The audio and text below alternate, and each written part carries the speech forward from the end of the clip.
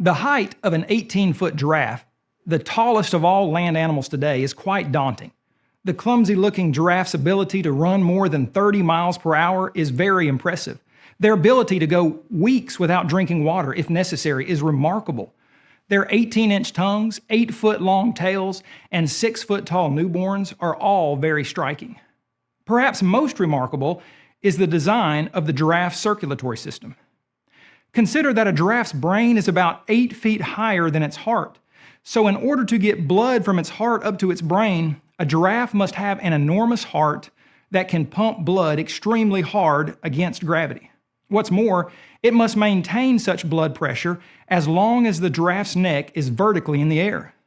It should come as no surprise that this long-necked mammal is equipped with a 2-foot-long, 20-plus pound, thick-walled heart that is large enough and strong enough to pump blood 8 feet high, creating blood pressure that is about twice that of any other large land mammal and as much as 3 times that of the average person.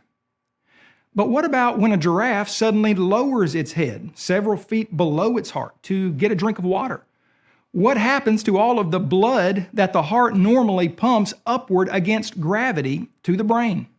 If the design of the giraffe were merely left up to time, chance, and random mutations, what would you expect to happen the first time a giraffe tried to lower its neck to get a drink of water? It would seem the heart would pump so much blood to the brain that its blood vessels would explode, or its brain would fill up with blood so quickly that the giraffe would pass out and perhaps soon be eaten by a lion or a crocodile. So how does the giraffe keep from having brain bleeds or from feeling woozy and passing out every time it bends down and raises back up? Giraffes are specially designed with intricate valves in their jugular veins. These valves help control how much blood gets to the brain during those times when the giraffe has its head lowered. Working together with these valves is a network of blood vessels known as the wonder net of the carotids, which controls the blood flow into its head. Atheistic evolutionists admit that the giraffe has a complex pressure regulation system, unique valves that prevent overpressure when it lowers its head, a network of blood vessels that help stabilize the blood pressure as the giraffe moves its neck up and down, and a heart powerful enough to send an adequate amount of blood 8 feet upwards against gravity. Evolutionists would have us believe that nature provided giraffes with all of this special equipment. But how do mindless, purposeless, random processes of time and chance adequately explain unique valves, a heart, lungs, and arteries all being just the right size, as well as a wonder net that keeps just the right constant blood pressure in the brain, whether the giraffe's neck is raised or lowered? Even more difficult for evolution to explain is how all of these sophisticated body parts came about simultaneously.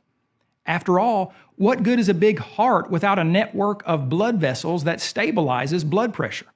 And what is the point of the wonder net of the carotids if the giraffe did not have a heart powerful enough to pump blood 8 feet into the air to begin with? Evolutionist Robert Wesson openly addressed this issue in his book, Beyond Natural Selection. He wrote, "All these things had to be accomplished in step, and they must have been done rapidly. That it could all have come about by synchronized random mutations strains the definition of random. The most critical question, however, is how the original impetus to giraffeness and a million other adaptations got started and acquired sufficient utility to have selective value. The observer must be often tempted to suppose that organisms have responded to their conditions and needs more purposefully than strict Darwinian theory can allow." The circulatory system of many animals, as well as mankind, is a fascinating study. The amazingly intricate design of the giraffe circulatory system, as well as the rest of its anatomy and physiology, demand a much better explanation than the random processes of evolution. In truth, the giraffe is brilliantly designed, a wonder of God's creation.